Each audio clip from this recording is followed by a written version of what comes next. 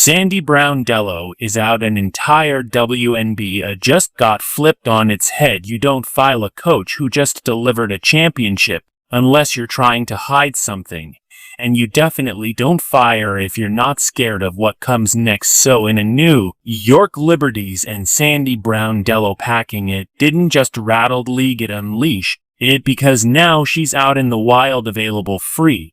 And there's one name that keeps coming up: Caitlin Clark. And sweating harder right now than Stephanie White. If you're here for the real story and not the filtered version, subscribe. And if you're sticking around for the next meltdown, you bet it, definitely subscribe. Let's get this straight. Stephanie is not just another coach. He's a head coach of the Indiana Fever, the team that has landed the biggest name in women's basketball and a generation. Caitlin Clark, the golden goose, the phantom, the ratings machine, the future.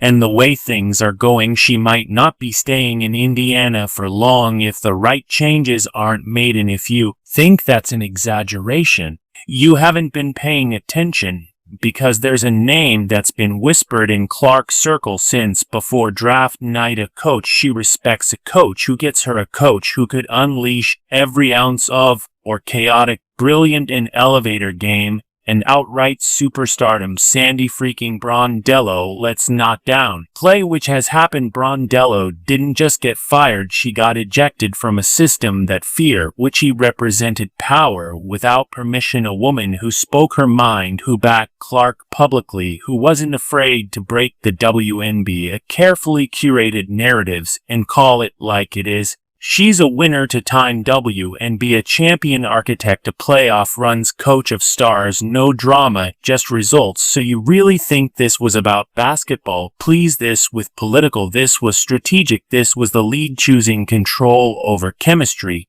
And now the cracks are starting to show. And right in the middle of it all, Stephanie White clutching onto her seat as a storm brews around her. Because fans aren't just talking, they're demanding Brondello to Indiana. Brondello, with Clark. Brondello running a Fever like a basketball laboratory where brilliance doesn't to survive, it erupts. Let's rewind for a second. At the 2025 All-Star Game, the world saw something that the lead probably hope of fly under the radar: chemistry, real, undeniable chemistry between Caitlin Clark and Sandy Brondello. Brondello was coaching that night. Clark was starting. The plays flowed, the space, and with flawless, and Clark looked unlocked, not just confident, liberated. She was smiling, laughing, running the floor like she owned it. And when she came off the court, she went straight to Sandy. You don't fake that. And if you were watching closely, you saw something else to respect. The kind that doesn't come from PR campaigns or team media days, the kind that comes from mutual understanding, from shared vision, from the unspoken, unbreakable code between a star player and coach who knows how to handle the pressure without smothering the fire. That kind of relationship, it's rare, and the league knows it, which is why they're terrified because of Sandy Brondello and Indiana, if the rumors are true, and the Fever already quietly exploring options. That changes everything. We're talking about a power dude that could rewire the entire WNBA, and not in 5 years, not next season, now. And if you're Stephanie White, that's not just a threat, that a countdown clock. Because as much as she's done to help guide Fever to this point, let's not kid ourselves, this isn't the same team was a year ago. This is now Caitlin Clark's team, and if Clark start to believe that someone else could take her there faster, freer, with more fire, she's not staying quiet about it. And don't get it twisted, Clark isn't the type to throw people under the bus. She's not out here give energy. But she's also not go sit back and let her career be defined by comfort over championship potential. She wants to win. And so does Sandy Brondello. And now that winning combination is just sitting out there available, so why hasn't happened yet? That's where he gets messy. Because despite all the fan support, all the media speculation, and all the player whispers, something's holding it back. League politics, the same toxic undercurrent. I got bronze. Yellow push. Our New York is now working overtime to keep her away from Indiana. Because if she links up a Clark, that's not just a team up that the revolution and revolutions, they terrify the people at the top. Because Brondello doesn't play the game, she doesn't follow scripts, she doesn't check him before she pray. Is the league's brightest star, she just tells the truth, draws plays, and wins championships. And that's too much power in one place. So now we're seeing it happen again. The stalling, the strategic distractions, the quiet resigning, the not so subtle messaging from the league mouthpieces. All of a design to create just enough noise to delay the inevitable.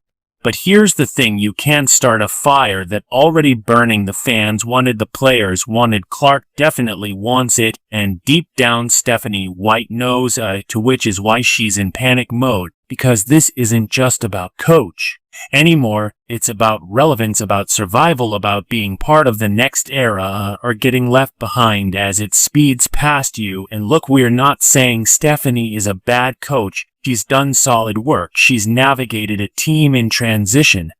But this is a whole different level. This is about championship. Diana and Brondello has it in her blood. So here's the real question. What's the league and do about it? Are they go like greatness happen? Or are they go to try and smother it again, keep Clark box into a system that doesn't serve a full potential just to keep the narrative tidy? Because we all know how that ends. You can only suppress movement for so long before it explodes. And if they think Clark will make noise, if they think fans will just accept business as usual, they're not paying attention, not anymore, because the energy around his Lee has changed. Fans are tuned in, they're smarter, louder, and done being gaslit by corporate silence. We see what's happening. We saw Sandy get ousted for doing her job too well. We saw Clark reaction. We saw the all-star magic.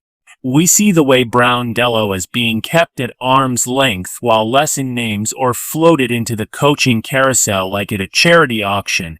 And we're not buying it. The truth is, if Sandy Brondello lands in Indiana, the lead changes overnight. Clark, it's a coach who won't tamer the fever, become instant contenders, and the WNBA it finally as Lou Ron Pat Riley era Brady Belichick moment, the kind of pairing that puts butts in seats, eyeballs on screens, and trophies on shelves. Or the league and block it, keep the old order intact, prioritize comfort over greatness, and will be here for every twist. But let's be real, that's not gonna work forever, because Sandy Brondello has nothing left to prove and everything left to change. And if Caitlin Clark gets tired waiting, well, let's just say she won't be the one who leave quietly. So we think should have fever, pull trigger, and bring Brandon. Indiana, is Stephanie White just a placeholder now, or as the lead playing a dangerous game by keeping Clark, and a coach who could unlock her full potential? Drop your thoughts in the comments below.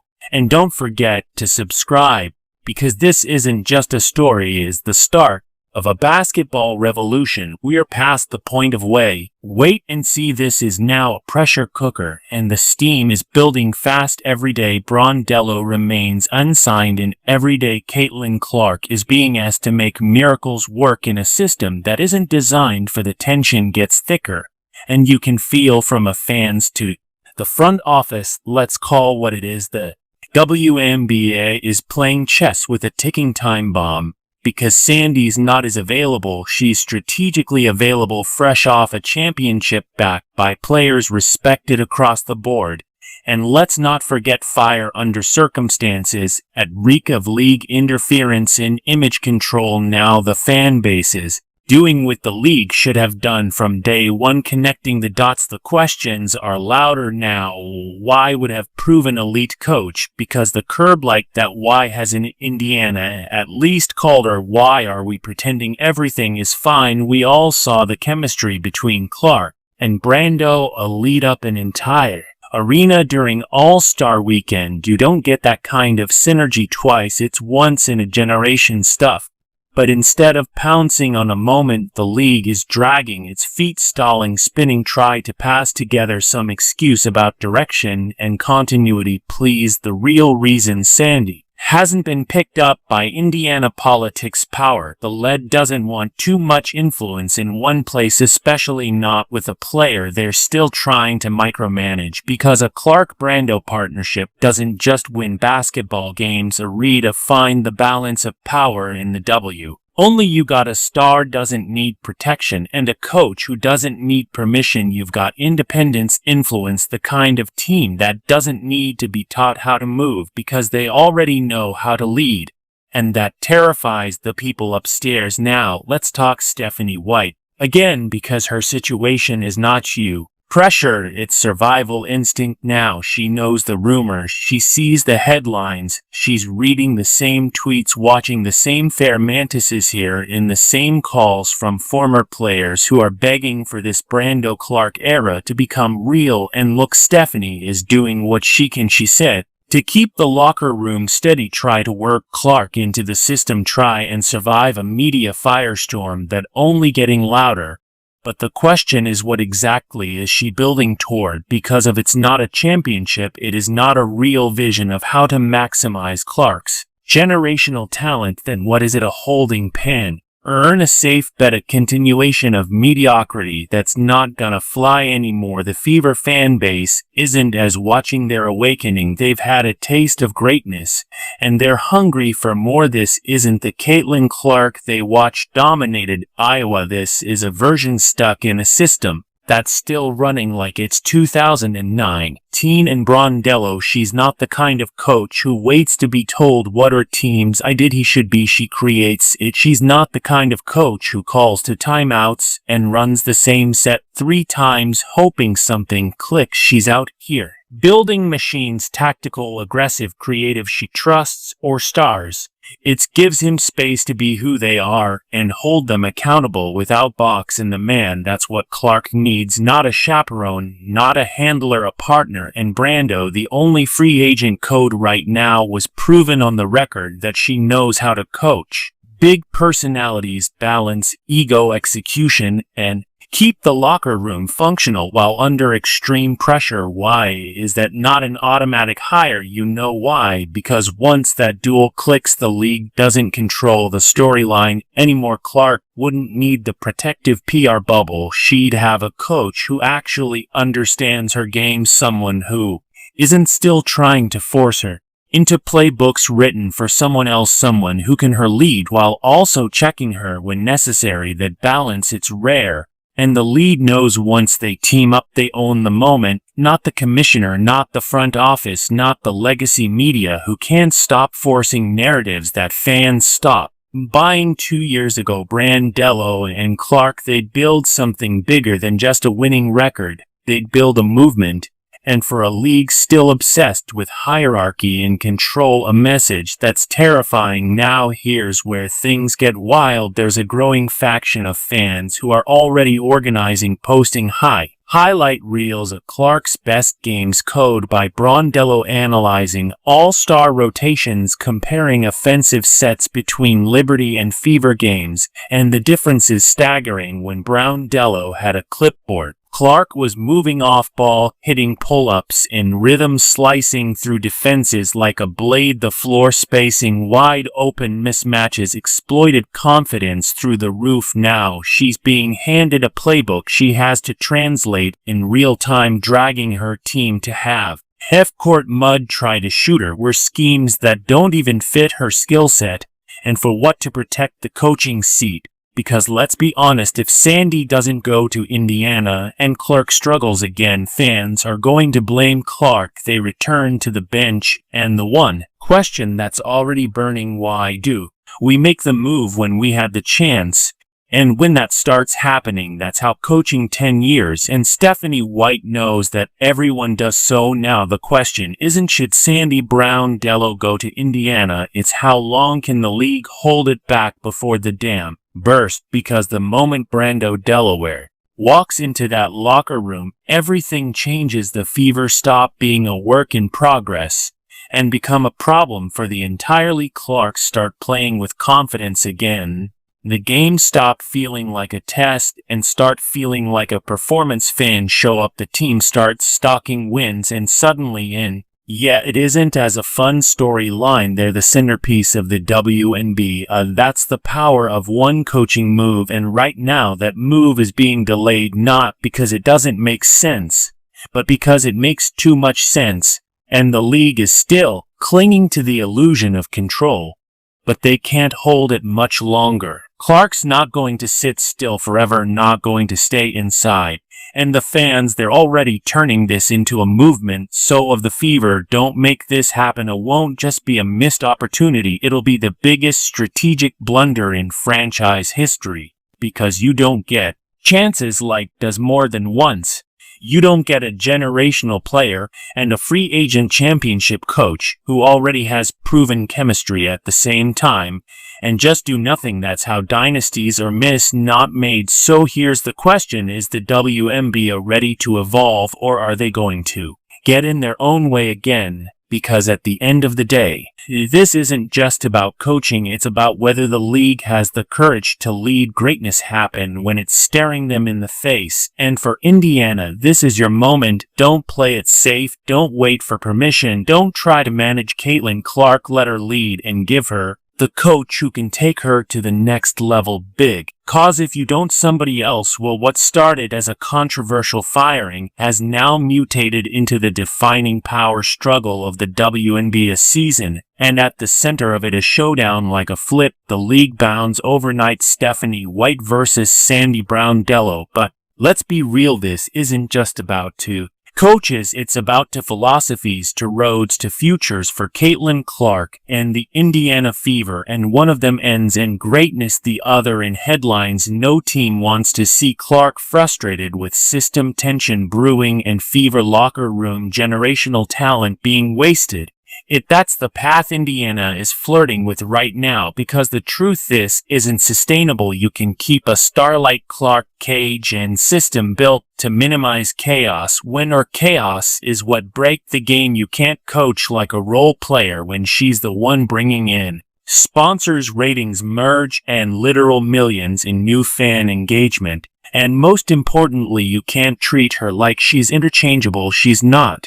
But that's exactly what Stephanie White's system does. It plugs Clark into a rigid setup that leaves no room for improvisation. The plays are saved, the tempo is slow, the motion is predictable, and sure, it's organized.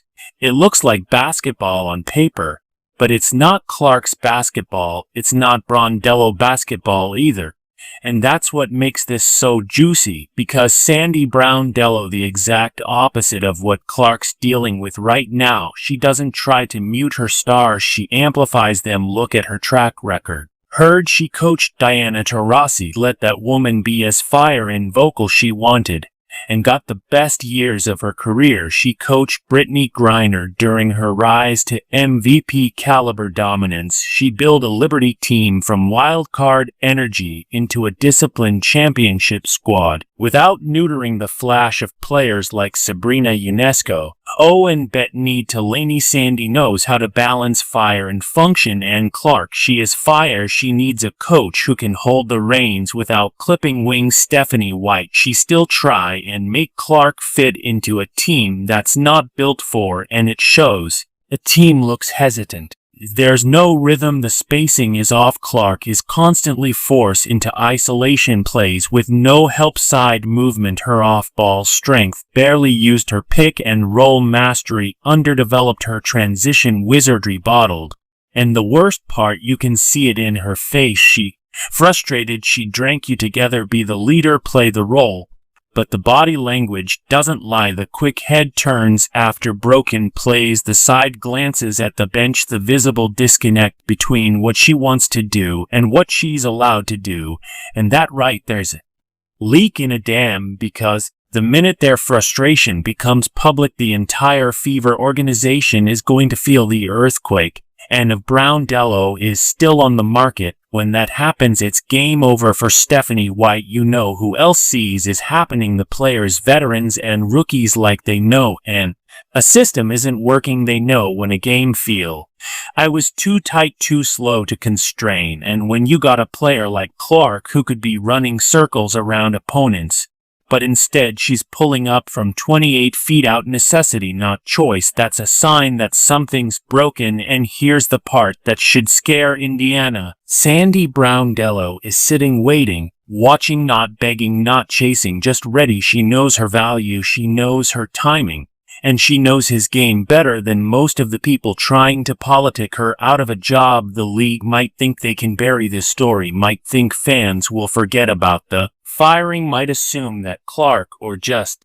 he adjusts, but you can outbin results. The games speak for themselves, and right now Clark's impact as being dulled not because she's underperforming, but because she's undersupported. She's being asked to shine to systems designed dimmer. Meanwhile, the one coach you could maximize her abilities is being treated like an outsider. An irony here it is Brondello is the only one who can protect the lead from itself. Let that sink in. Because of the WNBA keep stalling as potential pairing, they're not just messing with team dynamics, they're risking the whole wave, the Clark wave, the one that carried the league into mainstream conversation, into sold-out arenas, into new broadcast deals, and historic visibility. And it's all at risk of being wasted because of pride and politics. This isn't just a coaching decision and the business decision, and right now the business is suffering because as long as partnership is blocked, the narrative stays fractured. Fan get angrier, game get clunker, ratings dip, players get frustrated, and eventually Clark walks. Don't think she won't. She's not chained the WNBA the way older players were. She has options, she is leverage. And if she's not allowed to play her game with her coach and be true like the game changer she is, she'll go where she is respected. And at that point it won't be about coaching anymore, it'll be about how the league man is a fumble the biggest start ever had. Let's get real, there's only one path that leads to some an icon. Something revolutionary, something that pushes the game forward. Clark and Brondello together. Thing about what that team looks like, the spacing, the movement, the swagger, a team that runs like a machine but dances like jazz, where Clark is entrapped by plays but unleashed by them, where every screen as a weapon, every defensive rotation is tight, every possession is a threat. That's the kind of basketball that sells, that grows the game. That